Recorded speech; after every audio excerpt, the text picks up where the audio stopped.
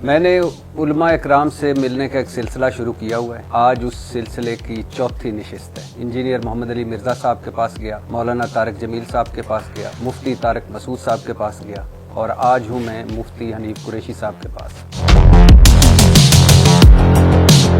मुमताज़ कादरी साहब ने कहा था कि मैंने मुफ्ती हनीफ कुरैशी की तकरीर सुनकर सलमान तसीर को कत्ल करने का तहिया किया और मेरे मोबाइल में आपकी वो तकरीरें भी हैं, उस वक्त की तकरीरों के क्लिप्स हैं। जोशी जज्बात में आप खड़े हो जाते थे मेंबर पर, आपका ये मामा जो है ये गिर जाता था। पीपल्स पार्टी का सरकर्दा लीडर आया, उसने आपका हाथ चूमा और वो तकरीर भी है जिसमें आप और मुमताज़ कादरी साहब पेशी पर इकट्ठे हुए। मुझे 2 नफल शुक्राने के पढ़ने दो, मेरे 2 लफ्ज़ उसके दिल में उतर गए और वो तकरीर भी मेरे पास है कि इंशाअल्लाह मुमताज़ कादरी गाजी ही रहेगा। और फिर वो तकरीर भी मेरे पास है कि वो वक्त गुजर गया जब इल्म दीन शहीद हुआ। तो सवाल ये है कि आपकी तकरीर सुनकर मुमताज़ कादरी कह रहे हैं और आपके ये सारे क्लिप्स हैं, आप क्या कहेंगे इस पर?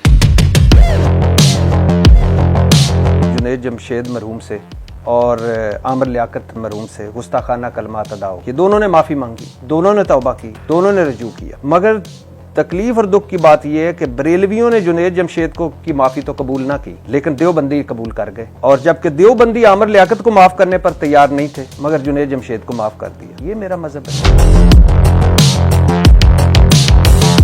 आपके बारे में आपके अपने मकतबा फिक्र के उलमाए की राय सुन लीजिए। वो पिंडी का एक काला कव्वा, पिंडी दी लोमड़ी, पिंडी दा भेड़िया, पिंडी दा लगड़ बगड़, इस शैतान को पहचान लें। इनमें से बात हुए हैं कि जो मदरसे में ही नहीं गए हुए, आपने उनके साथ अल्लामा और मुफ्ती लगा दिया। मेरी तहकीक तो ये भी नहीं है कि आप मुफ्ती हैं कि नहीं।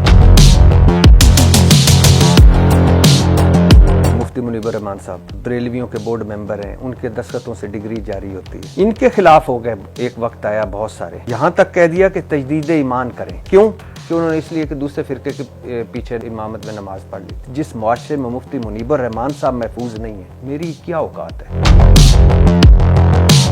चारों हमारे इमाम हक पे हैं ना, तो चारों इमामों के जो मानने वाले हैं एक दूसरे के पीछे नमाज क्यों नहीं पढ़ते?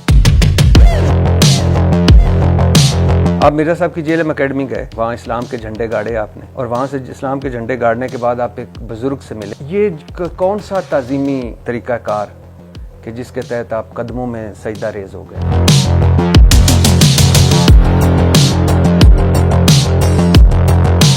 अच्छा, आपको माशाल्लाह मुनाजरों का बहुत शौक है, अल्हम्दुलिल्लाह। आपने माशाल्लाह दीन का झंडा भी उठाया हुआ है। दीन का झंडा आप इन मिज़ारों की तरफ क्यों नहीं लेके गए? तो वहाँ क्यों नहीं किसी दिन मुझे नजर आए खड़े हुए मुफ्ती हनीफ कुरैशी साहब,